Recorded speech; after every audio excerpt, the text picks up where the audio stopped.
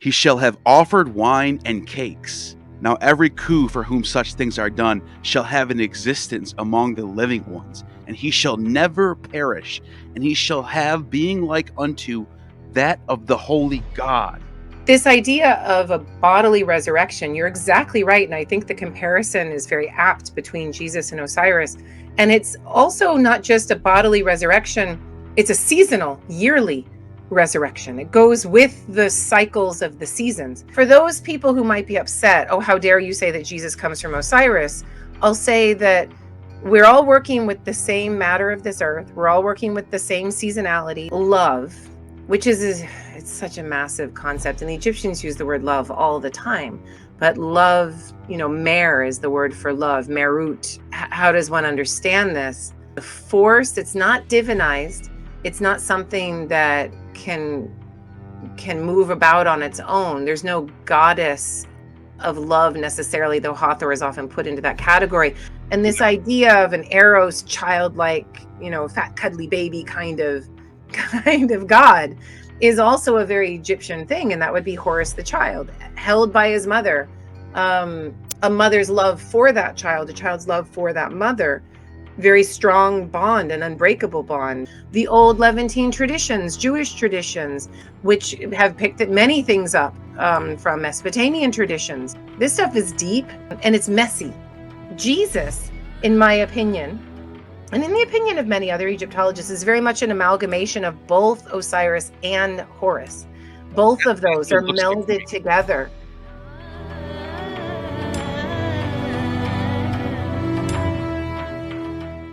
Welcome back to the Gnostic Informant, and you are about to attain true gnosis. And today I'm joined by Egyptologist Kara Cooney, professor of Egyptian art and architecture at UCLA, and the chair of the Department of Near Eastern Language and Cultures at UCLA. And today we're going to talk about Osiris, which is an interesting topic because me and Derek have been talking about this. Me and Derek have done videos on some of these Egyptian texts and how they depict Osiris. And it's people who aren't experts at all. We're just two guys just reading some texts and making our own opinions. And I'm like, this sounds so much like Jesus. I mean, you have the in the one text. I can't cite it right now, but it's you might know what I'm talking about. There's this. It's in the Egyptian Book of the Dead collection, and it's like those who offer the cakes in my name and drink the wine in my name shall forever have eternal life. I'm like, that sounds like a Eucharist. And then there's just so much resurrection, dying, rebirth. A lot of these tropes that we're seeing, and I'm just going to start it off like this, because there's a Bible scholar who I love, Bar Ehrman. I love the guy, but I was talking to him about this dying and rising God thing. He just seems to shut it down completely, and he said that there's no dying and rising gods that have a bodily resurrection. And he said the Egyptians weren't hoping for a bodily resurrection; they're hoping for another realm. And then I said to him, well, then why did they wrap their dead as mummies? And I'm not kidding. He just looked at me and said, you're going to have to ask an Egyptologist that. So I just like, you know what? Good idea. That's what I'm going to do. So here we are now. That's the first thing I want to ask you about is what is he wrong? And I'm not talking crap or anything. I love Bart Ehrman, but like, he's obvious. Like, doesn't seem like he sees what I see. Maybe, I don't know, but here's the expert. So let's hear what you have to say.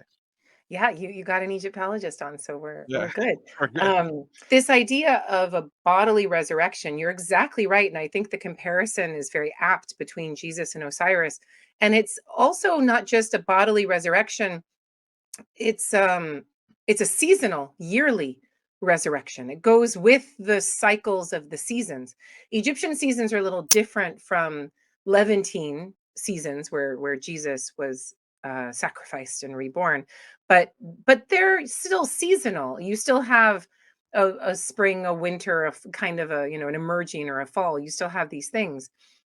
It's just based on the inundation. But I was just talking to somebody about this. They're like, well, what does it mean that you have this this bodily, mummified bodily recreation? But do they really believe that they need all this physicality? Does it really work that way? And I would say it's a little complicated. It's First of all, the bodily resurrection is something only 5% of ancient Egyptians got to do. So this was a rich person's game, if Oh, you like. interesting. Mummification, like how many people do you know who know how to mummify a body? We all have some embalmer friends out there. I mean, I do. I don't know if you do. You can preserve a body. Taxidermy is associated with this too, but it takes time and it's not something that just happens. I also don't want to present the ancient Egyptians as being simple minded or primitive in that they believe that if you didn't have the body, you just cease to exist. I think that's too much. So I think the resurrection of the body for Osiris is very much like Jesus in that you need the resurrection to create the miracle in people's eyes. It needs to be seen as such, kind of like when Jesus appears to his apostles and they're like, Thomas is like, I don't believe until I see it and touch it. And then I'll believe it. And then Jesus comes and he's like, see it and touch it. And then all of a sudden it's real to him. Now, Jesus doesn't hang out and stay around the body, the production of the body. It's like you have to produce a body, right? Like, like a murder Yeah. mystery, but you're producing a living body. But the production of the body, the resurrection of it is as a miracle proof, if you like. And I would even compare Osiris's rebirth to I grew up Roman Catholic, and when you see how saints are made and what some Yeah. of the parameters are, like if we could Google right now, how do you become a saint? Number one, you have to have an incorruptible body, and they open your tomb up and they look at that shit and they're like, oh look, she looks beautiful or whatever it is. Her face and skin is all preserved, and if you have that, then that's proof number one that you are of the gods. You are divine, you are special, you are not corruptible and human. And Osiris and Jesus are both very much like that. So whether both of them need their bodies over the long term, I mean, in a sense, it's just a yearly thing. They have to keep coming back. And I think the physicality of it is important in both cases because both are seasonal, both are the spring, both are the new life, both are the plants that we eat and the bread and wine, the bread that we eat, the wine that we drink, and Osiris is no different. So I would put it on in that vein. And I would also say that for those people who might be upset, oh, how dare you say that Jesus comes from Osiris? I'll say that we're all working with the same matter of this earth. We're all working with the same seasonality. Some may be in the southern hemisphere versus the northern hemisphere, but we all got seasons unless we're at the equator. And we all have the same basic chemical structures, carbon-based life forms, and all this stuff.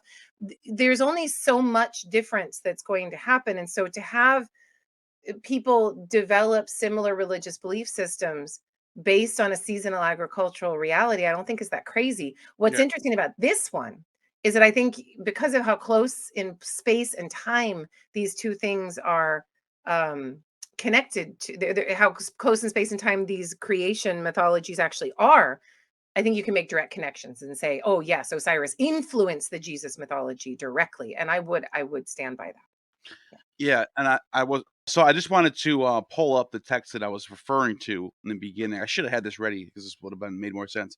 I found it too, Oh, the great. exact one. Okay, it says from the Papyrus of New, British Uh-huh. Museum, number 10,477, Okay. sheet 16, and then on the bottom it says bottom toward not the bottom, but like towards the bottom, it says, ceremony. He should be ceremonial pure. He shall have burnt the incense before Ra.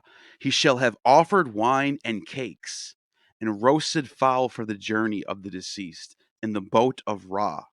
Now every coup for whom such things are done shall have an existence among the living ones, and he shall never perish, and he shall have being like unto that of the holy God. And when I first saw this, I just was like, that sounds like something I would hear at church, like in the Yeah. Catholic Church. Like drink eat the bread and drink the wine, and if you take part in this, you have eternal life. That's what that sounds like. Like, I mean, yeah, what growing up the hell? Catholic, and the more I study Egyptian ritual and you see the incense and how the incense has to go to the four corners. And then when next time you see the priest doing this with the incense in the four corners, you're like, oh my God, it's ancient Egyptian. And it is. And And the frankincense comes from Saudi, but it comes from Arabia, the lands of Arabia, right? But it's still something the Egyptians were trading in as well. That So there's so many ritual connections. There's so many liturgical and spoken connections. Yeah, we should write more books about these things, but And they're it's not. considered so hot that we only allow podcasts. It's funny how that is, but like the geographic location. I mean, Canaan was basically part of the Egyptian Empire for like 1,000 years. It's not that crazy to just be like, well, some of these ideas are kind of floating around in the air. By the time Christianity rolls around in the first century, so a lot of these ancient Coptic texts are Christian. A lot Mhm. of their But they're and Egyptian too, and they're written in Egyptian, right? So they're right. they're a little bit of both. And I have a wonderful book called Early Christian Magic that's all in Coptic Egyptian, and it includes Egyptian gods and the Christian divinities in a Trinity form or Mother Mary. There's still divinities in my opinion in the Christian theology. But yeah, it's fun stuff. It can get very complicated really fast. Now, so Egypt seems to be not even just for what we're talking about in the Judeo-Christian concept, but like writers like Diodorus of Sicily really wants people to know Egypt is a special place for religious purposes. Yeah. The ideas of religion are coming out of Egypt all over the place. What do you think do you think this is kind of the same thing happening with these other religions in the Levant, maybe? I think everywhere, every place has religion. Everywhere where there's people, there's going to be some spirituality first. Anywhere where there's quote unquote civilized people, there's going to be religion, something that's institutionalized. And Herodotus went to Egypt in the 5th century and said that Egypt was more religious than any place on earth. And so I would say that the Egyptians excelled at creating two things, and they're not mutually exclusive. These two things, they can be separated from one another. So number one, the Egyptians created a skilled priestly status group who passed their knowledge on generationally, and they built upon that knowledge such that you could do more and more and more with it. So it wasn't just an oral tradition where you get it all in your head and you pass it on to the next shaman, which simplifies and limits what you're able to create, reproduce, and connect with the next generation.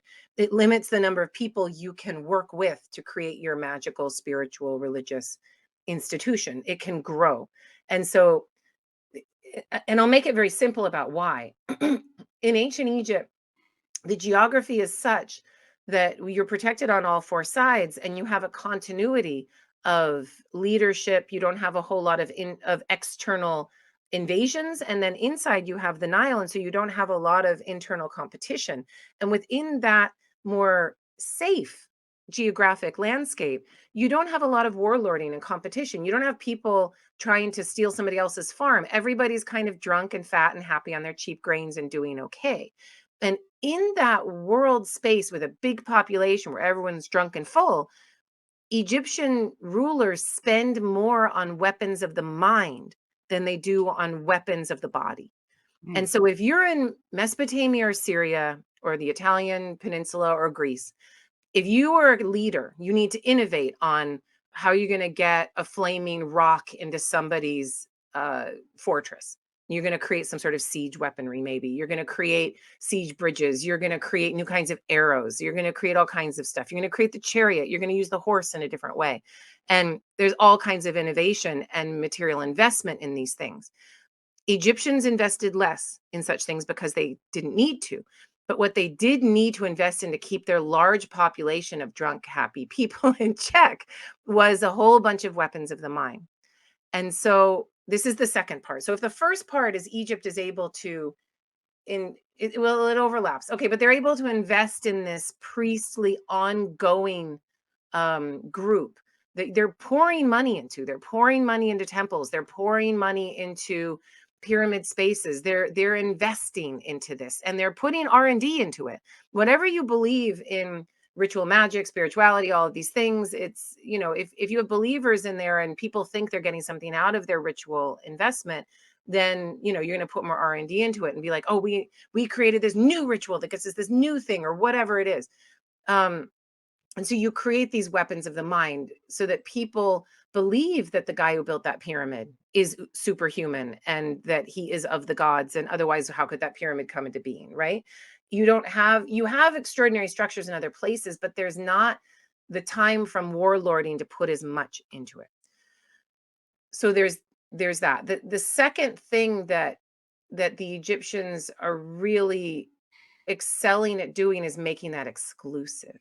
So so you only allow some people to be involved in this game. It's a social exclusionary practice. So when you're in middle school and some kids are popular and then you're not at that lunch table. It's kind of like that. So there's a top 5% of ancient Egyptian society who are all initiated into these religious systems. And other people, they have separate religious traditions, but they're looking up and they're not a part of all of that. And so Egypt, and I want to separate the two because I don't want to say that the power systems are always making the religious systems without value, but but they often do, right? So I'm saying that to be respectful of the Egyptian religious traditions as they exist, but socially, as they're used as weapons of power and control, they often subvert these religious traditions. But in short, it means that from the perspective of a Levantine person, or a Mesopotamian person, or somebody coming from Greece or Rome, they're going to look at Egypt and be like, damn, look at all of that they have built about religion. They know more than we know, it seems. They have more names of more gods. They know what the afterlife is. They've mapped it out. They know step A to Z. They know it all. They know how to purify a person. They know the spell for turning somebody into a flame in the afterlife. They know how to connect with the dead. They know all these things. And so for somebody coming from a tradition where not as much has been invested by the state, however you define that, it's going to seem like you're coming from a more simplistic religious system and that the Egyptians have it figured out. Add to that the social exclusivity component, and Egyptians are very simple.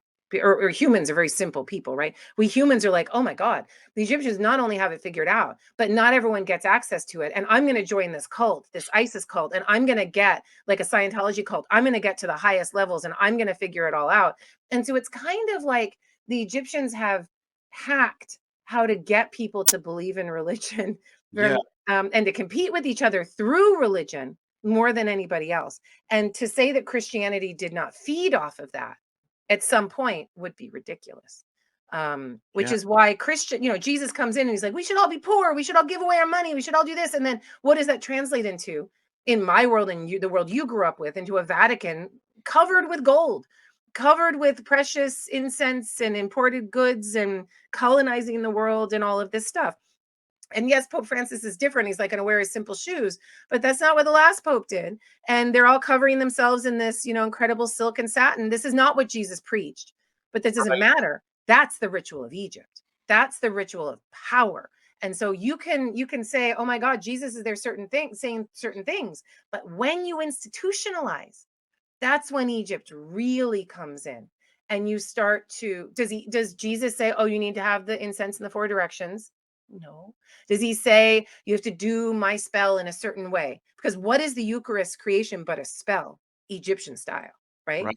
This is all, in my opinion, based on Egyptian magical tradition. And that's what the mass is. That's what an exorcism is. There's all kinds of Christian magic that if you become a priest, you become initiated into and you understand how these things work. Last rites, it's a magical rite. And the way you set up the sacred circle and the four directions, that's all ancient Egyptian, all of it. What you wear, the hat you put on, the stuff you do. So I would say it's about the institutionalization rather than the first guy, Jesus, whoever he was as a historical person, and we could argue that for forever, rather than him. It's the co-option of his message and then the institutionalization of it. So they're two different things, if that makes any sense. That was great. And because I'm thinking in my head, there's this obelisk that's sitting in St. Peter's Square. Yes. And if you Yes. look at it, that's hieroglyphics on there that was Yes. brought there by Augustus after the Battle of Actium. And it's sitting there in the middle of the capital of the Christian world. Like, what is that doing there? What is it even? What's on that thing? What does it say? Probably something about Ra, And so Egypt stands in the middle of all religion of the Mediterranean as like the originators of magic, of religion, of these secret rites, of initiation, mystery cults, all that stuff. Egypt is where it's at. And Alexandria really becomes like the center where all this information, the Septuagint gets written there. Like we have entire religions being invented in this location. Yeah. Can you tell us about the story of Osiris? Because I know there's a story about the Heliopolitan Aeneid. There's these Mm-hmm. 9 gods, and that Mm-hmm. Ammon is the creator. But how does Osiris become I shouldn't just say Osiris. Osiris and Isis. How do Yeah. they become? Because she's almost just as maybe even just as important as he is in Yeah, some. and when you see how Cyrus religion spreads throughout the ancient Mediterranean world, around the same time that the Jesus cult is spreading around the Mediterranean world, it's called an Isis cult. Yeah. And if you read Apuleius's Metamorphosis or Golden Ass, then you see when he gets to the final level, his initiation, he realizes that it's Osiris that Isis has been leading him towards. The two are very much part of two sides of the same coin. Now, the Aeneid, the Heliopolitan Aeneid is a great story, a rip-roaring tale, and Osiris is there and a very important part of it. And I'll connect this to Jesus in the end. So it begins with the god Atum, not Amun. There's another creation mythology that belongs to Amun, but we'll stick to this one that is Atum, who dwells in Heliopolis, is a sun god, and Atum is floating around in pre-created morass of blackness, primeval matter just pushed on itself, infinite space, but it's all kind of just there. And he's there in this darkness, and he thinks, I could create myself.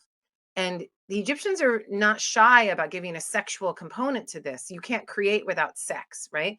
The Hebrew Bible, other things, it's all like, I think with my mind and I create it. No, no, no. The Egyptians are like, I'm going to have sex with myself. And he's like, I think I can create myself. So he stretches out his female element, his hand, and he stretches that out to his phallus, and he has sex with himself. He creates a sexual release, a big bang, if you like.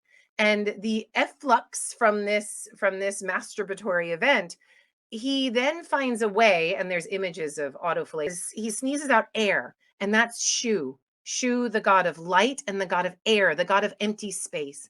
And then he spits out Tefnut, the goddess of moisture. So you have like dryness and moisture. Those two, Shu and Tefnut, have actual sex, not just hand and penis, but sex. And then they create Nut and Geb. And Geb is the earth god, opposite of a Greco-Roman system. And Nut is the sky goddess. They have sex and they create 4 divine creatures. And those are Osiris, Isis, Seth, and Nephthys. So you have brother-sister pairs who then link up with each other. Now, Osiris is the one who's named king, and Seth is always very angry about this. And there's the story from Plutarch, very late, who tells us about how he tricked Osiris into trying out a coffin he had made for him, and then he kills him, and then he cuts him up into 42 different pieces, and he spreads them out all over Egypt. And Isis has to go mourning, weeping, collecting the pieces, and finds every piece of her husband except for the penis. She binds him together into the world's first mummy, and then she magically creates the penis that she puts on. You can't have him without that, right? So she puts him all back together, and then you see in Egyptian mythologies that are afraid to talk about the murder and the death, have no problems talking about the resurrection and the rebirth. And they show Osiris lying prone on a bier, a funerary bier, and his penis rises up into the erect position. He's ready to be reborn, and his hand reaches out to connect with that thing. And then he also, like Atum before him, recreates himself. He rebirths himself. And at the moment of his rebirth, when his sperm comes forth, Isis turns herself into a bird, flies up on top of the penis, collects the semen into herself, and she then conceives Horus, who is the next god, the god of the living. And you could argue that this entire Ennead of creation is there to understand created space, light and dark, wet and dry, sun, and all of these things, but also to create the living king on earth. And one must die, that would be Osiris, and go into the land of the dead as a physical death of divinity. And then you have Horus, who's there on earth who must fight his uncle Seth, and there's a whole set of tales about that. But Jesus, in my opinion, and in the opinion of many other Egyptologists, is very much an amalgamation of both Osiris and Horus. Both of That's those what are it looks like to me. melded together.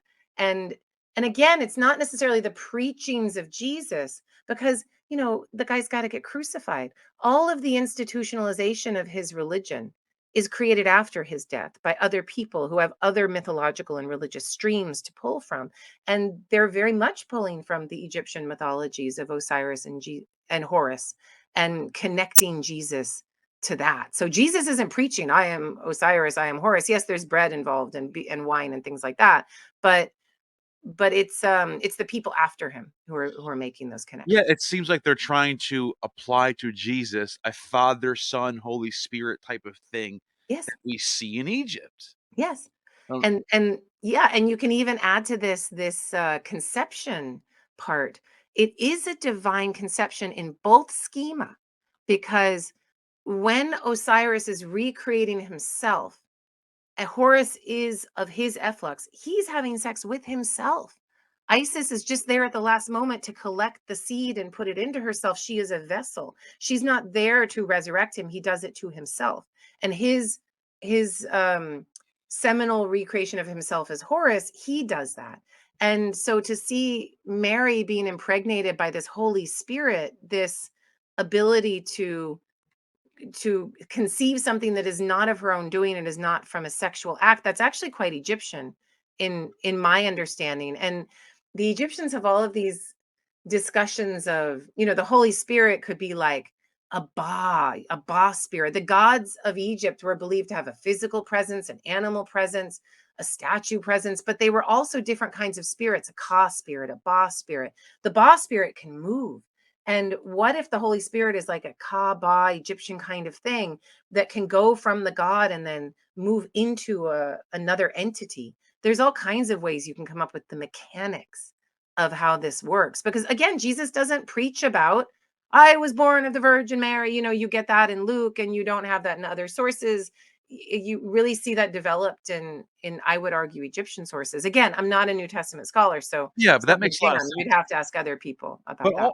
also Horus is identified.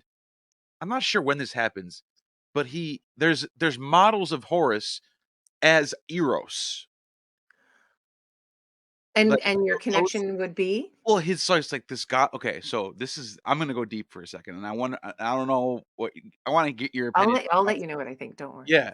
So You're fine. Eros, the Platonists are obsessed with Eros. If you read the Symposium by Plato, Socrates is like, Eros is the only god I worship. He Huh. has more power than Zeus because he can just take an arrow and make you fall in love, and that's it. He's got power over the elements. So Hmm. they're really working up this idea of Eros being way more important than people give him credit for. So I'm thinking Platonism obviously becomes the thing. Middle Platonism is the thing for Christianity time period, and I'm wondering if Horus is being identified with Eros, are they doing it in the Platonic sense, as saying that he's the god of love who has power over the elements, and then it makes me wonder in the relation to Jesus, where Jesus is always talking about love your neighbor, or love is the greatest thing you can do, and some people, I bring this up sometimes, people will say, but there's a difference between agape love and eros love. So I'm like, okay, fine, fair point. But still, like, what do you think about that? Well, I'm not a classicist, so I'm not gonna get into the weeds with you about forms of love, so you can be relaxed there. But but I'll go into, Egyptological streams are so much older that, however you understand love, which is it's such a massive concept, and the Egyptians use the word love all the time. But love, mer is the word for love, merut. How does one understand this? As a force, it's not divinized. It's not something that can move about on its own. There's no goddess of love necessarily, though Hathor is often put into that category. But no one calls her Nebet Merut or anything like that I'm aware of.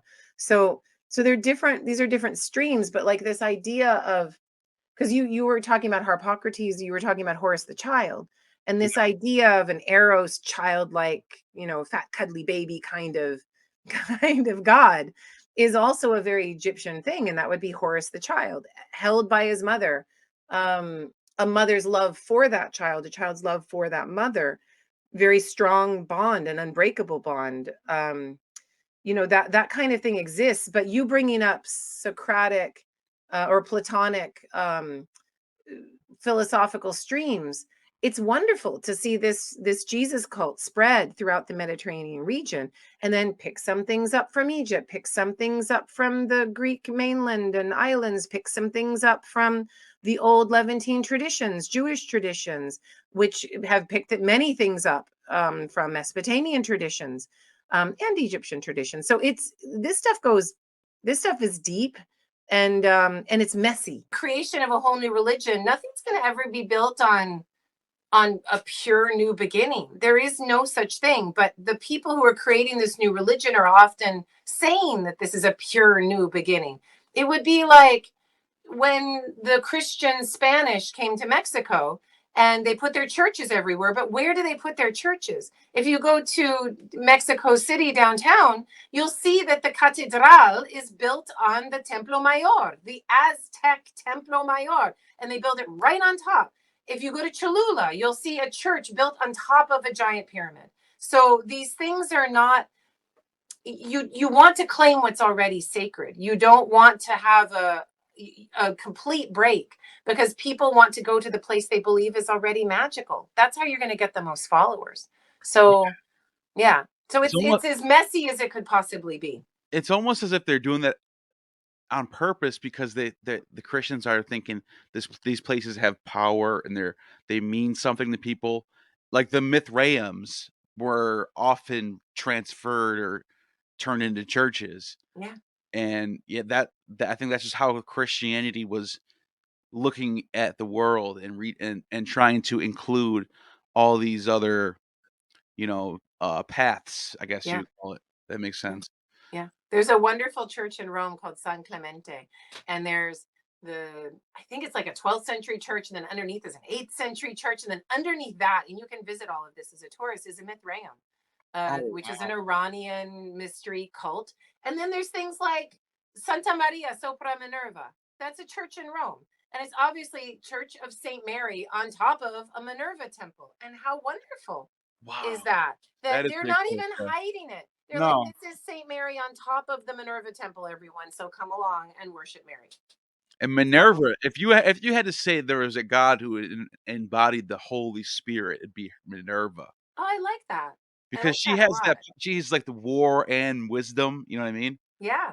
Yeah. Um, but and what's something which reminds me, because you mentioned about the Horus is like the divine child being born, Yeah. and there's a passage about it in the Hermetica text, and it's like it reminds me the imagery, not the text itself, but like the imagery, it reminds me of Luke a little bit with like Mary and she's being told that she's going to be give birth to the son of God, and it's like this image of the divine mother or I mother of completely God. agree.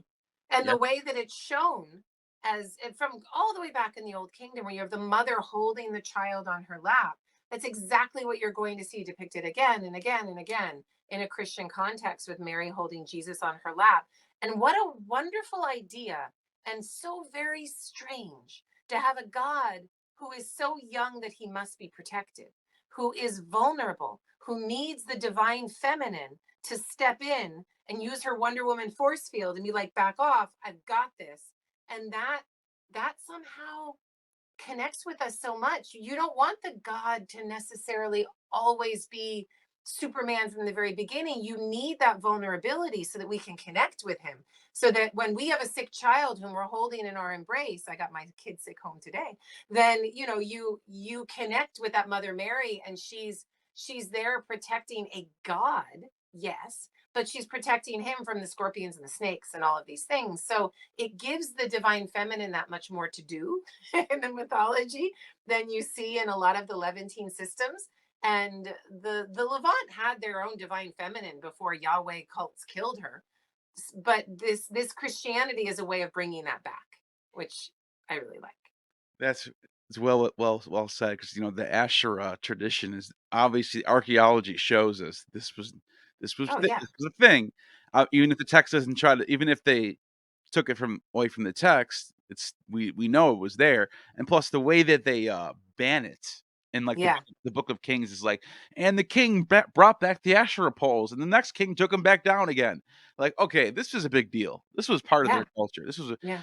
and I was thinking about how you mentioned how Isis is the one that redeems Osiris, and then he has the erection.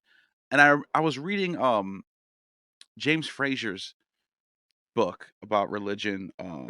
Golden He, bow. Golden Yeah, Dawn, yeah, he says that yeah, when corn would grow, people thought Osiris was having an erection every yeah, year. yeah. That's a thing. That's really Oh wow. yeah, and there's this lettuce that grows straight up, and it's called the Min lettuce, and Min is another fertility god in the Egyptian schema, and it gives off this milky white liquid. So there's all kinds of things in nature that we can connect to. We are of nature, we human beings, so it's no surprise. But yes, there's all kinds of straight growing vegetal things that can be connected to erections. Absolutely. Yeah, and so Plutarch talking about Osiris being this like moisture and the Nile flooding, and these are all connected with Isis and Osiris. And so there's an agricultural layer. Is it like these gods are representing the phenomena of nature itself? Is that what it is? Yeah, I mean, you're getting to some of the earliest ideas of religion and humanity, and where does God come from, and how are we to understand it? Is God the thunder, or is God controlling the thunder? Is God the efflux of the Nile, or does He make it happen and He's somewhere else? And is ancient Egyptian religion an animist religion? Is that animal actually the god? Is the river actually the contain the spirit of the god? And the ancient Egyptians, in my opinion, and maybe I'd have to talk with somebody who's more of a religious scholar than I am, but they don't seem to busy their minds too much with such questions. The river is the river, and it also is connected to a number of different divinities. The wheat is the wheat that you eat, very practical, made into bread and beer, but it's also associated with Osiris. There's no beginning and end. There's no reason to try to philosophize any sorts of complicated permutations of how it works. And it can be both things at once. The Egyptians are brilliant at having overlapping systems of meaning that might even in our Western sense seem contradictory, like having overlapping systems of creation mythology. There's multiple creation mythologies, and they come from different divinities in different places. Are they competing with each other? Not necessarily. And in the Egyptian mindset, they can all be true simultaneously, and the god can be dead and alive simultaneously. And that, I mean, I always remember growing up Catholic, seeing the magical ritual of Jesus going into the host, the Eucharist ritual, which is a magical ritual. And next time you're in a church, follow it closely, but how it has to be done in a particular way. Things have to be said at a particular time. Lift up the Right. glass and the cup and all this particular time. But I remember as a child, always a skeptical child, saying, "Wait, so Jesus is in there?" And I asked my dad, and he goes, "Yes, he is." And I without doubt, right? And I'm like, okay. And I'm like, well, how can that be? And I remember what he said because it seems like a cop out at the same time that it's how we do this religious thing. And he goes, well, that's the mystery. That's the point. That's the point. The fact that there can be a spirit in that bread that we all eat, and that this can be happening in a million churches around the earth simultaneously. We're all eating that Jesus, and that it gets in there somehow. That's the grace. That's the mystery. And that kind of notion is it's the way that human beings square all of these physical realities with the spirit and the divinity that's all around. So, in the same way that the Egyptians did not try to create these deep philosophical treatises of whether or not you needed a mummified body to live and have an existence in the afterlife, they didn't. They didn't say, do you need the body? Do you not need the body? The rich people had the body, the other people did not. Does that mean the poor people didn't have an afterlife? Doesn't seem so. But they don't waste brain cells on it. So they're not going to waste brain cells on that. And so they're not going to waste brain cells on the question that you just asked me, it's a very Western understanding. I guess the most interesting thing for me then would be, whom does it serve to ask such questions? Our intellectual philosophical tradition is very different from an ancient Egyptian one. And you can then ask, what kind of patriarchal institution does that serve? I'm not saying the Egyptian wasn't a patriarchal institution, it was, but it's a different kind. And so that kind of argument and rhetoric, you're not going to see as much of it in Egypt, whereas instead you're going to see more of that Scientology, no, this, you're not initiated, not for you, kind of Well, you thing. know where else you see that at? You see that, and it's and Diodorus once again. I love Diodorus because he's looking around the way I look around at these things and comparing them all and contrasting them. Well, he points out that the mysteries of Eleusis near Athens, they have this idea of Demeter being represented by the grain and Bacchus as the grape, the vine. And I'm almost like, oh, grain and vine. There's your Eucharist right there, represented by these Yeah, two gods. And in this mystery religion, if you're only the initiated are saved, everyone else is an outsider. And yeah, then there's even an Orphic text that says, uninitiated, get out. And I'm like, ooh, like there's that, like you said, the Scientology. If you're not initiated, you're not one of us. You don't have eternal life. You're not going to go to the, what do they say it's called? Eleusis Fields. They had yeah, this map, the map of Hades, where there's the Tartarus pit on this side, and then up here is the fields of Eleusis, where all the good people go. And then here over here is a different place, and over here is a different place. And I'm like, okay, that's interesting. Like they not only thought of heaven like everyone goes to the same place, but they have different parts of this place. Instead yeah. of having a heaven and a hell, it's like they're all in Hades, but there's just different parts of Hades. Like, that's interesting. I mean, the other thing I think of, and here I'm going to be like a super cynic, but I think there's a point to it, that when religion was supported by the state, like a king, a government in some way, the priests didn't have to worry about getting followers. They had everything they needed. They had their money provided to them, their temple, their housing, all their stuff. They were fine. And they could pass it on generationally, and it was no big deal. But once you have an Iron Age imperial reality, and religion becomes so very diffused and competitive, and there's all these different kinds, and once the Egyptians in my world pull their funding of religion, then you have all these priests who are like, oh shit, we got to create followers, we need to get, same way we do with your podcast and Facebook and social media. You're like, I Yes. got to say something outlandish, I got to make people come and listen to me, what am I going to do? And everyone in the Mediterranean in this time period, probably from like the 6th century BCE, and then beyond, are like, how do we get followers? How do we get people to think, oh my God, they have to come to us? And the ones who won out in many ways are those who are like, if you come to us, you will be saved. Otherwise, you will burn forever in a horrific purgatory, and then find ways to prove it. So a lot of this is bare economics of popularity and trying to get people to come to you. I'm not saying that Jesus isn't said to have said these things in his gospel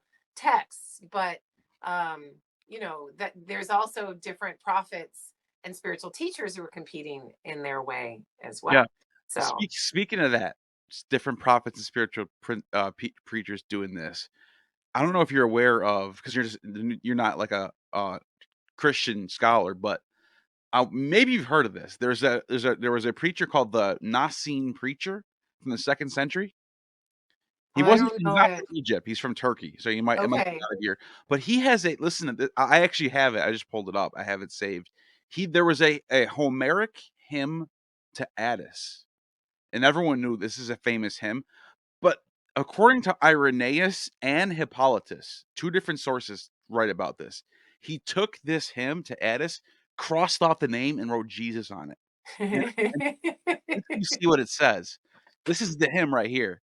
It's Blessed One, Corona born. This is the actual hymn to Attis. But according to Irenaeus, they took this hymn, so we don't have the actual one that he wrote, That's but wonderful. we can just like put together. He even says all of Egypt calls you Osiris. Right. Demothration. So it's a synchronistic hymn, Right. where they're syncing all these different gods together and saying all of you are really just the Christ. Yeah. And so we have evidence that early Christians in the 2nd century were doing this. We're pointing out and saying, Osiris, yeah, that was Jesus the whole time. Oh, yeah, Addis yeah, that was Jesus. Don't worry. Yeah. We you Yeah. we got the real one here, guys. We figured it out. But it's like, I can see why. It makes a lot of sense, you know? Yeah. I mean, the thing that the Christians invent, I think that is, and the Egyptians help them do this, but they really perfect it, is this idea of a devil, Oh, yeah. an absolute evil to there's no better marketing tool than to say, and there's still like, look at evangelical Christianity in the United States right now, right? There is no better marketing tool than saying that someone is following the devil with the Antichrist, whatever it is. And that's going to pull people to repent, to continually try to purify themselves, to come to the church and cleanse, whatever it is. But the Egyptians, if you look at Book of Caverns, Book of Gates, Amduat, there's this idea of Apophis who's going to swallow the sun in the sixth hour of night so that there is no more creation. And in this, throughout the 12 hours of night, you see the sun god moving through, and you'll see people being roasted alive, people getting their heads cut off. It's just this very scary place. And the Christians then use this idea of an afterlife realm of great terror and worry and anxiety, but just pain, forever pain, and the idea of non-existing, like they've created this goddess who will eat your heart if you can't pass the tribunal, who is part crocodile, part hippo, part lion, and she will consume you. So this idea Is that of this one right here? hellfire. Yeah, exactly, that's Yeah. right, that's right. Amet, the Yeah. devourer, the The devourer, right? See, Devourer. and Ooh, you it can sounds it keep, sounds, I like, really know, scary, right? doesn't it? And you can keep people in line with that very, very well. And I think Christianity then takes some of those ideas, and not one to one necessarily, but we could Right. find some hellfire sorts of ideas and go on with that. But like, there's that's one thing I think that they're incredibly successful with, and that's why Christianity has this strength, this pull that it wouldn't necessarily have. The last thing I wanna ask you about, because you mentioned the devil thing, is that we hear a lot of talk about Set and there being some connection with Set being like the devil, Satan. Some people I've even heard some people say that with Satan and Set might be cognates maybe. I don't know how true that is. But what can you tell us about that? There's a lot I could say, and it's really interesting to see that when the Iron Age is really the age of empire in Egypt is flourishing, Simmons are going to be there. I mean, the world is just on fire. You can talk about losing retirement accounts. I mean, you're losing your children, your house, your everything. Everything's gone. It's a really hard time to be alive.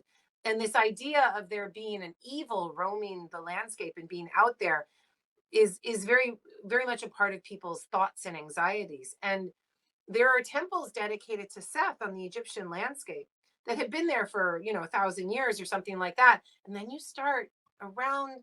I wish people could date a chisel strike when somebody is removing a name or removing an image. It's hard to do, but you could argue that Seth starts to become demonized in the 6th, 5th centuries BCE. And that's when you start to see the removal of this god from a religious landscape. And what was a god of disorder and great strength, you know who loves Seth is the sun god.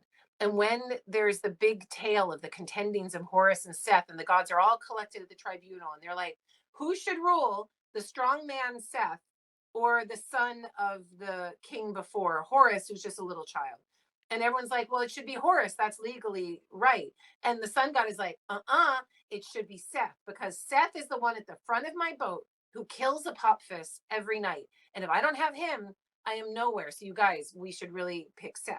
So from Wow. the Egyptian, yes. So Seth is considered a foe of the devil, but becomes amalgamated in people's minds with the devil to those who are not initiated in the more complex religious traditions of Of solar course.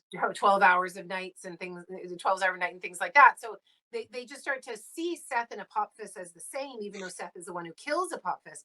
By the 6th, 5th, 4th, 3rd centuries, who is speared is Seth.